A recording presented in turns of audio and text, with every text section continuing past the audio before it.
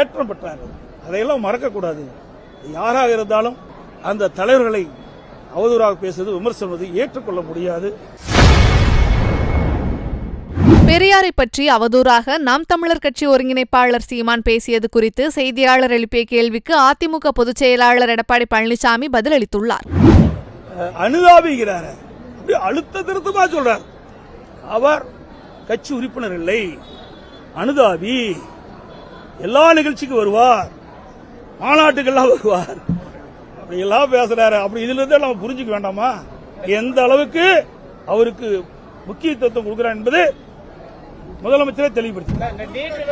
எத்தனை காலம் தான் ஏமாற்றுவார் இந்த நாட்டிலே அப்படின்னு சொல்லிட்டு தமிழக வெற்றி கழகத்துடைய தலைவர் விஜயும் அதே ஒரு கருத்தை பதிவிட்டிருக்காரு. நீங்க எப்படி பாருங்க? எல்லாத்தோட பொதுவான கருத்து, அவருடைய கருத்து அவர் பதிவு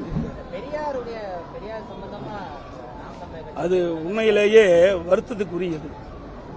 ஒரு இறந்த பெருந்தலைவரை பற்றி அவதூறாக பேசுவது ஏற்றுக்கொள்ள முடியாது. இன்றைக்கு அவர் வாழ்ந்த காலம் பாமர மக்களுக்கு அவரால் ஏற்பட்ட நன்மைகள் ஏராளம்.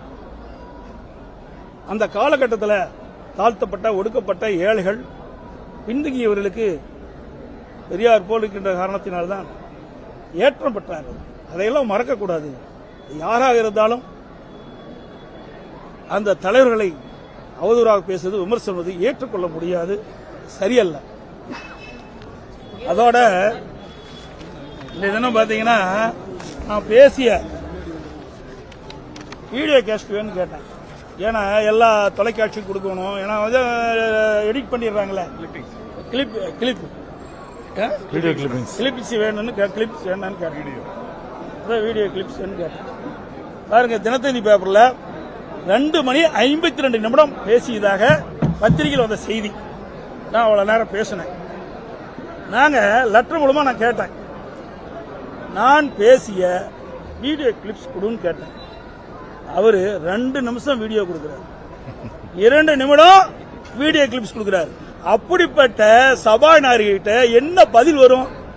எங்க நடுநிலையோட அவர் அவை நடத்துறாரு. ஆளுங்கட்சிக்கு ஒரு நீதி, எதிர்கட்சிக்கு ஒரு நீதி. அதனாலதான் இந்த பொள்ளாச்சியில இப்படிப்பட்ட தீர்ப்பை கொடுத்திருக்காரு. செய்திகளை உள்ளது உள்ளபடி தெரிந்து கொள்ள ரெஃப்ளெக்ட் நியூஸை சப்ஸ்கிரைப் பண்ணுங்க.